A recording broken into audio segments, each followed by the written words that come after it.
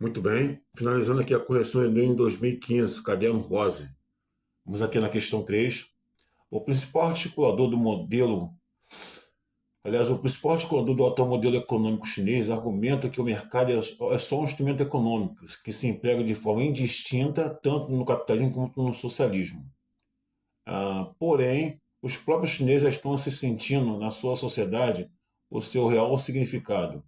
O mercado não é só algo neutro, ou um instrumental técnico que possibilita a sociedade utilizada para a construção e edificação do socialismo. Ele é, ao contrário do que diz o articulador, um instrumento do capitalismo e é inerente à sua estrutura como modelo de produção. A sua utilização está levando a uma polarização da sociedade chinesa.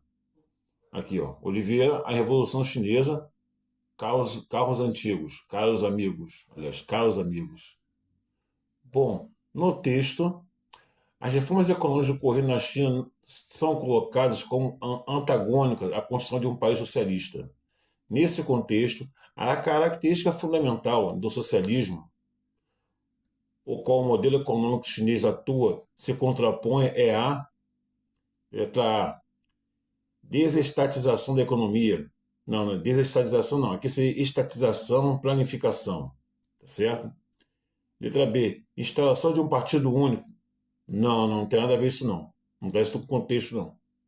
Letra C, manutenção da livre concorrência. Não, isso aqui é a coisa do capitalismo. Livre concorrência. Letra B, formação de sindicatos trabalhistas. Também não está essa ideia no texto não. E a letra E, extinção gradual das classes sociais. Pessoal, a resposta, vamos, letra E. Olha, enunciado. No texto, as reformas econômicas ocorridas na China são colocadas como antagônicas à construção de um país socialista. Nesse contexto, o modelo econômico chinês atual se contrapõe à extinção gradual das classes sociais. Beleza? Olha outra questãozinha aqui, ó. Quadro aqui de Dom Pedro II, tá certo? Ó, Lilian Swartz, As Barbas do Imperador, Dom Pedro II, o monarca dos trópicos. Beleza? Olha o enunciado. Essas imagens de Dom Pedro II foram feitas no início dos anos 1850, pouco mais de uma década após o golpe da maioridade. Considerando o contexto o histórico em que foram produzidas e os elementos simbólicos destacados, essas imagens representam um. O que dá a ideia de representar isso aqui? Letra A. Jorge imaturo, que agiria de forma irresponsável. Não dá essa ideia, não. Jorge imaturo que agiria de maneira irresponsável. Nada a ver. Letra B. Imperador adulto que governaria segundo as leis. Pessoal, eis a resposta, tá bom? Imperador adulto que governaria segundo as leis. Uma pessoa centrada, concentrada, né? Beleza? Olha o enunciado. As imagens de Dom Pedro II foram feitas no início dos anos 1850, pouco mais depois de uma década do golpe da maioridade. Considerando o contexto histórico em que foram produzidas e os elementos simbólicos destacados, essas imagens representam um imperador adulto que governaria segundo as leis. Eis a resposta. Letra C. Líder guerreiro que comandaria as vitórias militares, nada militarista.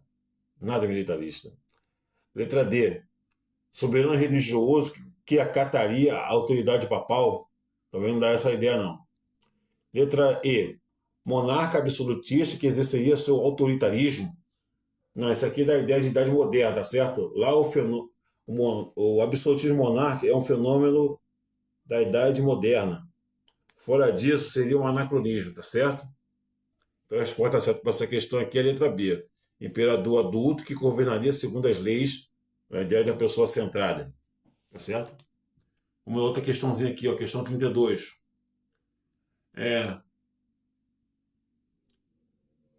No início foram as cidades. O intelectual da Idade Média, no Ocidente, nasceu com elas.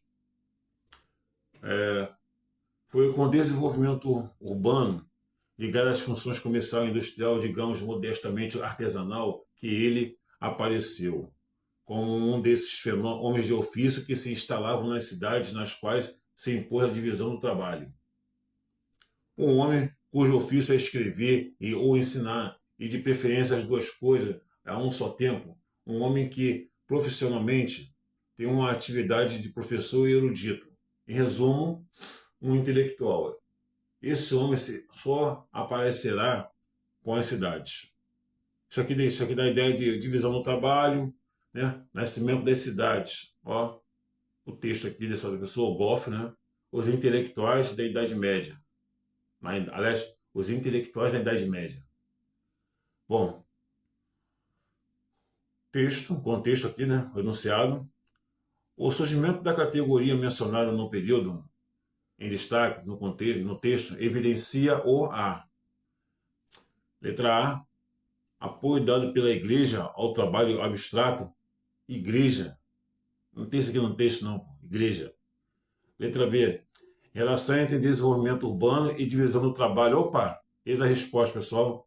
Relação entre desenvolvimento urbano e divisão do trabalho. Olha aqui, ó, observação, divisão do trabalho, surgimento das cidades. Olha o enunciado.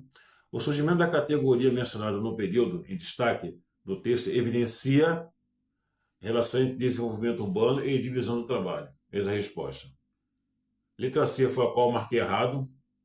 Importância organizacional das corporações de ofício. Não. Intelectual, erudito. Nada a ver. Letra D. Progressiva expansão da educação escolar.